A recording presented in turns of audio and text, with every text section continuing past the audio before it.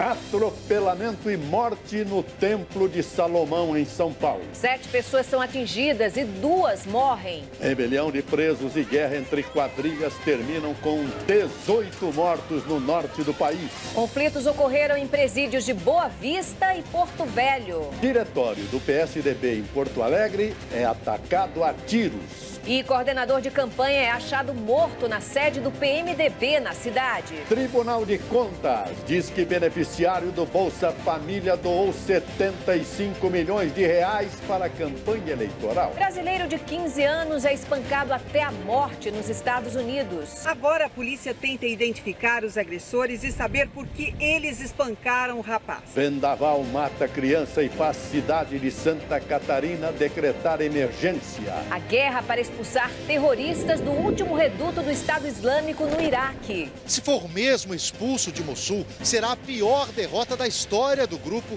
desde que tomou parte dos territórios da Síria e do Iraque. E o combate ao sedentarismo nas empresas. Tem bicicleta e até mesa para funcionário trabalhar em pé. Nosso foco é a prevenção. Quanto mais as pessoas se movimentam, menos elas ficam doentes.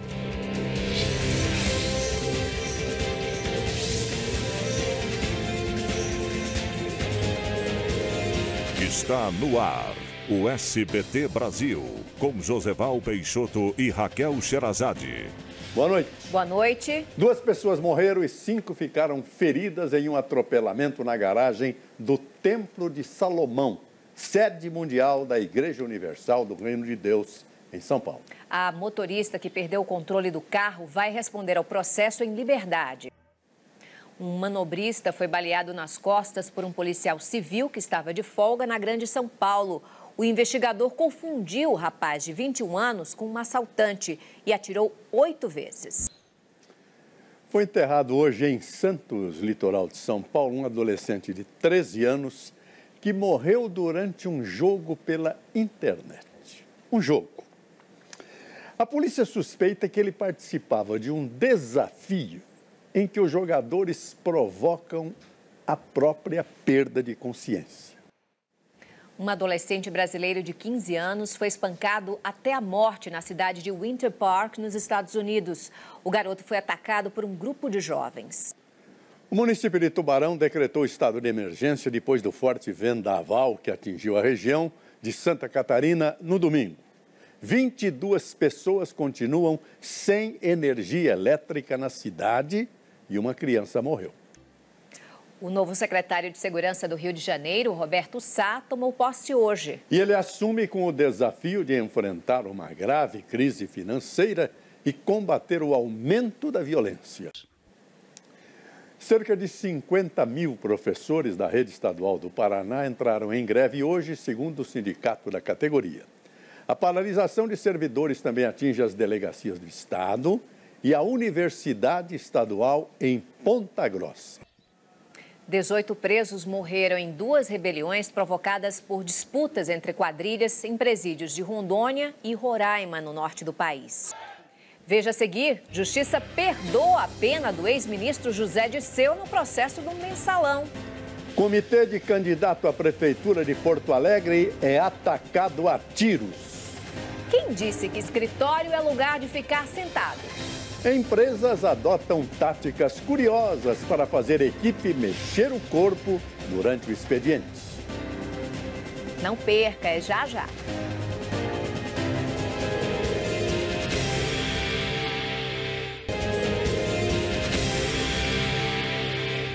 Há menos de 15 dias para o segundo turno, um dos coordenadores da campanha do PMDB de Porto Alegre é encontrado morto. E também na capital gaúcha, o comitê do PSDB foi atacado a tiros.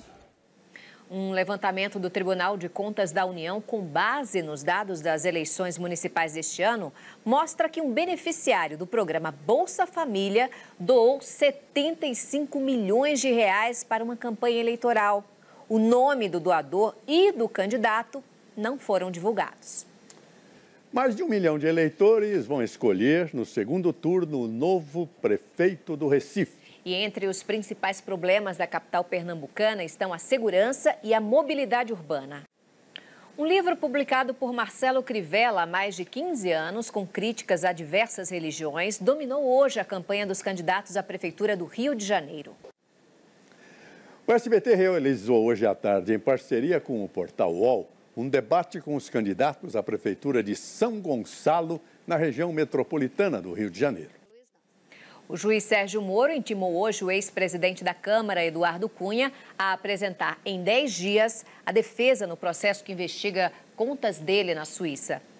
Vamos ao vivo a Brasília falar com Kennedy Alencar. Kennedy, boa noite.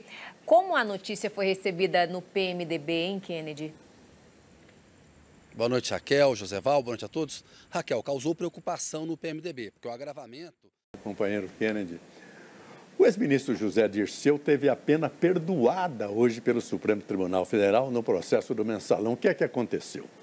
O Supremo entendeu que o político se encaixa no decreto do indulto de Natal, já que cumpre pena menor do que 8 anos e em regime aberto e não é reincidente. Ele vai continuar preso, mas em Curitiba por envolvimento no esquema de corrupção investigado pela Lava Jato.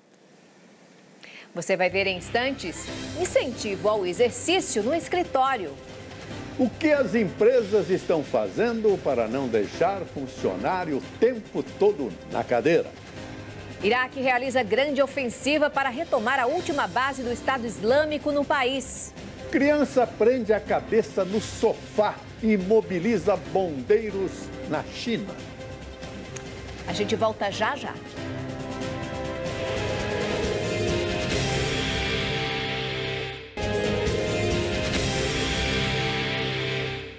O exército iraquiano, com o apoio de uma coalizão, iniciou uma grande ofensiva para a retomada de Mossul. A cidade é o último reduto dos terroristas do Estado Islâmico no país. Sérgio Uti.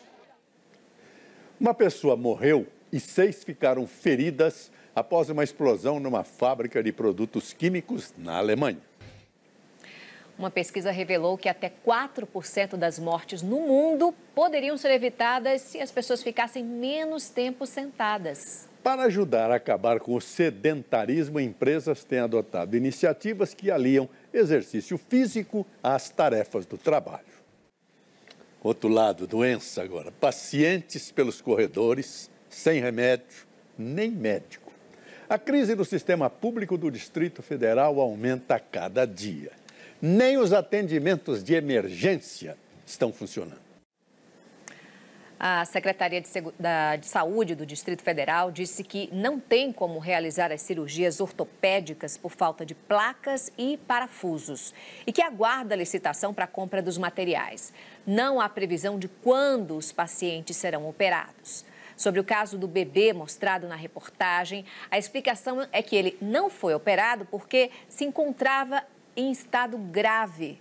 Uma nova avaliação será feita.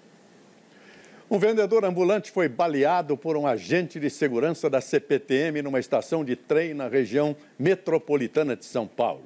O funcionário foi afastado. O padre Oswaldo Palopito foi condenado a 26 anos de prisão por peculato, falsidade ideológica, abandono de posto e exercício do comércio. A defesa vai recorrer. O padre deve aguardar o julgamento do recurso em liberdade. Oswaldo Palopito desviou mais de R$500 milhão dos fiéis da Igreja de Santo Expedito.